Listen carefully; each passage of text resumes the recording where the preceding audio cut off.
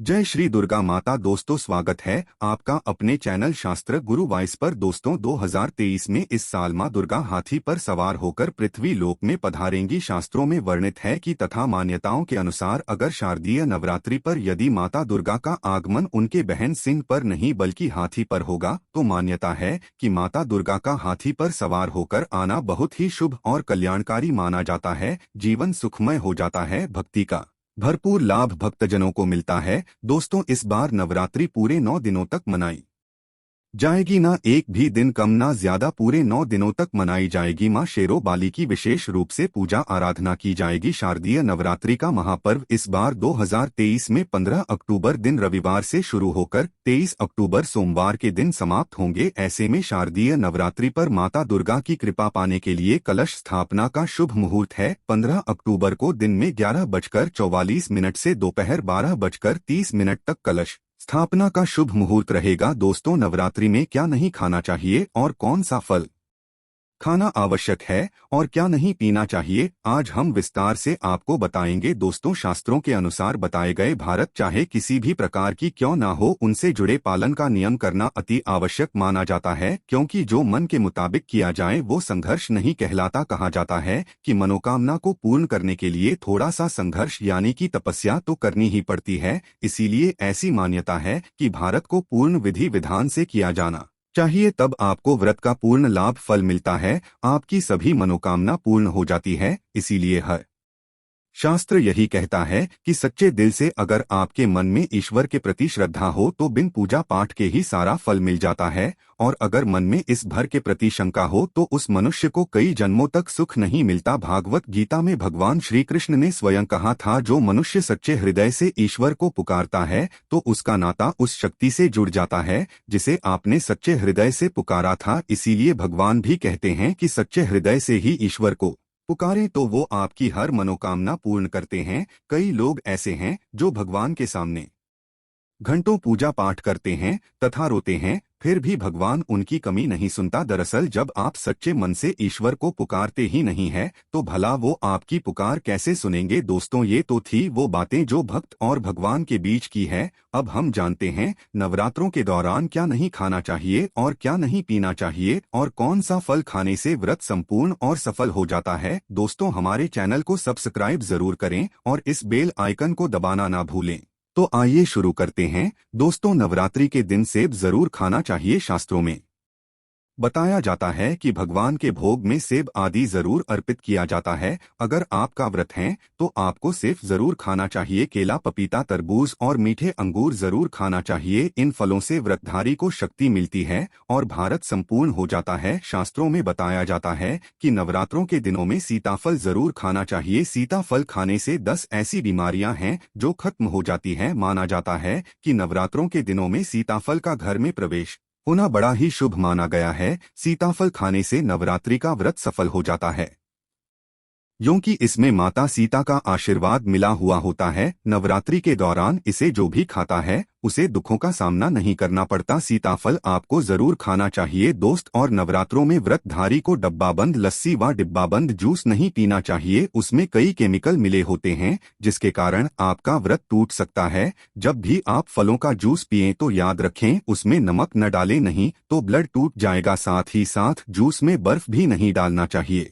फलों का सादा जूस पीने से व्रत सफल होता है। दोस्तों, नवरात्रि के दौरान सिंघाड़े का आटा या कुट्टू का आटा खाने से पहले ये देख लें कि आटा पुराना नहीं होना चाहिए, क्योंकि पुराने आटे में कीड़े वगैरह पड़ जाती है जिसके कारण आपका व्रत टूट सकता है। क्योंकि ये छोटे छोटे कीड़े हमें दिखाई नहीं देते और आपके मुंह तक पहुंच जाते हैं। ऐसा आटा खाना मतलब कीड़े मकोड़ों का मांस खाने के बराबर माना गया है। दोस्तों, नवरात्रि के दौरान आप शाम के समय खाने में दही ले सकते हैं, आलू वगैरह खा सकते हैं, साबूदाने की टिकिया बनाकर खा सकती हैं, साबूदाने के और आलू के पापड़ भी खा सकते हैं। कई सब्जियां तो ऐसी हैं जो नवरात्रि के दौरान भोजन में शामिल कर सकते हैं, इससे आपको एनर्जी मिलेगी और भारत सफल हो जाएगा। नवरात्रि के दौरान आप दूध पी सकते हैं जो आपको ताकत देगा, चाय वगैरह भी पी सकते हैं, लेकिन याद रहे उसमें नमक ना डाले। एक बात का ध्यान रहे, व्रतधारी को पेट भर खाना यानी गले तक भोजन नहीं करना चाहिए, नहीं तो व्रत रखने का कोई भी फायदा नहीं होगा, थोड़ा थोड़ा खा सकती है। दोस्तों, नवरात्रि के 9 दिन आदि शक्ति माँ दुर्गा को समर्पित होते हैं। नवरात्रि के 9 दिन माता रानी के 9 अलग अलग स्वरूपों का पूजन किया जाता है। नवरात्रि के 9 दिनों में माता रानी को अलग अलग स्वरूप के हिसाब से अलग अलग पुष्प, अलग अलग भोग अर्पित किए जाते हैं। लेकिन क्या आप जानते हैं, कुछ ऐसी वस्तु है जिन्हें नवरात्रि के दौरान भूलकर भी माता रानी को अर्पित नहीं करना चाहिए। अगर इन वस्तुओं को आप गलती से भी माता रानी को अर्पित कर देते हैं तो आपको व्रत और पूजन का पूर्ण लाभ नहीं होगा। इसीलिए माता रानी की कृपा प्राप्त करने के लिए आपको ये जानना अति आवश्यक है कि वो कौन सी ऐसी वस्तु है जो माता रानी के पूजन में भूलकर भी इस्तेमाल नहीं करना चाहिए। तो आइए माँ का जयकारा लगाते हुए वीडियो को शुरू करते हैं। दोस्तों, नंबर 1, नवरात्रि के दौरान शादीशुदा महिलाओं को सफेद कपड़े पहनकर पूजा पाठ नहीं करना चाहिए, साथ ही साथ काले कपड़े भी नहीं पहनना चाहिए। इससे पूजा व्रत आदि खंडित हो जाती है। माता की चौकी जब आप लगाए तो उसके नीचे कागज नहीं लगाना चाहिए। माता की चौकी हमेशा लाल कपड़ा बिछाकर ही बनाना चाहिए, हमेशा याद रहे।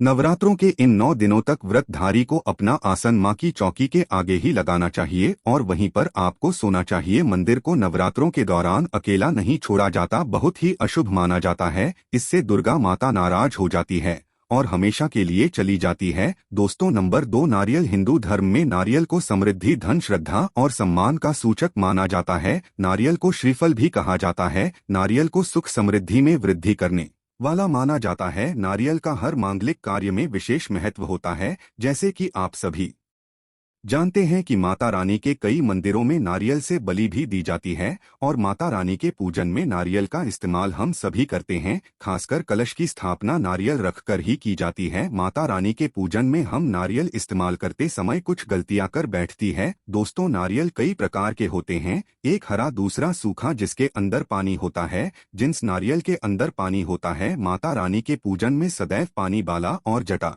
वाला नारियल ही इस्तेमाल करें। नारियल का पूर्ण होना चाहिए।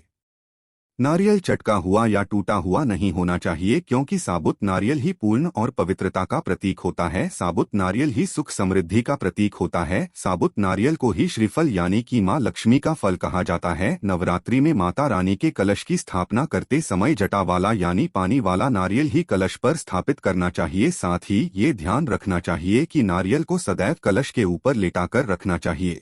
घट स्थापना करते समय कभी भी नारियल को खड़ा करके नहीं रखा जाता, नारियल को सदैव लेटाकर कलश के ऊपर रखा जाता है। साथ ही नारियल को स्थापित करने से पहले आप नारियल को लाल कपड़े में लपेटकर उस पर और फिर लाल चुनरी उड़ाकर आप नारियल को कलश के ऊपर स्थापित करें। शास्त्रों के अनुसार कलश के ऊपर जब सही तरीके से नारियल रखा जाता है और सही प्रकार का नारियल रखा जाता है, तभी ही व्रत और पूजन का पूर्ण फल प्राप्त होता है। ये भी ध्यान रहे कि महिलाएं माता रानी को नारियल अर्पित तो कर सकती है, लेकिन कभी भी माता रानी के सामने नारियल को भूलकर भी ना तोड़ें, क्योंकि नारियल बीज रूप होता है और स्त्रियां बीज रूप से ही शिशु को जन्म देती है।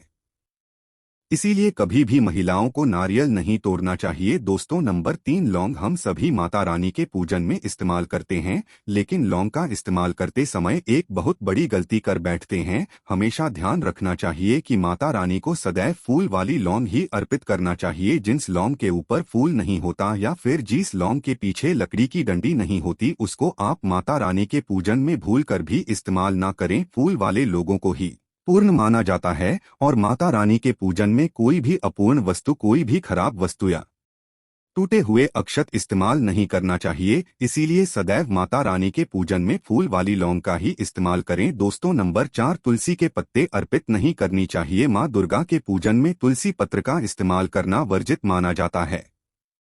तुलसी पत्र के अलावा आंवला भी माता रानी को अर्पित नहीं करना चाहिए और दूर्वा भी माता रानी को अर्पित नहीं करना चाहिए। दूर्वा भगवान श्री गणेश को अति प्रिय है। नवरात्रि में आप भगवान गणेश को दूर्वा अर्पित कर सकते हैं। भगवान विष्णु जी को तुलसी के पत्ते अवश्य अर्पित कर सकते हैं, लेकिन माता रानी को भूल कर भी तुलसी के पत्ते या दूर्वा अर्पित न करें। माता रानी को सफेद फूल भी अर्पित न करें। माता रानी को सदैव लाल रंग के फूल अर्पित करने चाहिए। लाल रंग के फूल माता रानी को अति प्रिय है। खासकर माता को गुड़हल और कमल के फूल अति प्रिय है। शास्त्रों में बताया जाता है कि घर में माता रानी की 2 या 3 मूर्तियां या फोटो नहीं होने चाहिए। इस बात का भी आप विशेष ध्यान रखें कि माता रानी के पूजन में कोई भी खंडित चीज इस्तेमाल ना करें। खंडित चीज जैसे कि चटका हुआ या टूटा हुआ दीपक या फिर अटका हुआ कोई बर्तन। साथ ही ये भी ध्यान रहे कि लोहे के और प्लास्टिक के बर्तन आप माता रानी के पूजन में इस्तेमाल ना करें, क्योंकि प्लास्टिक के चाइनीज बर्तन हड्डियों के पाउडर से मिलकर बनते हैं। ऐसा ना करें। ऐसे बर्तनों को माता रानी के पूजन से सदैव दूर रखें।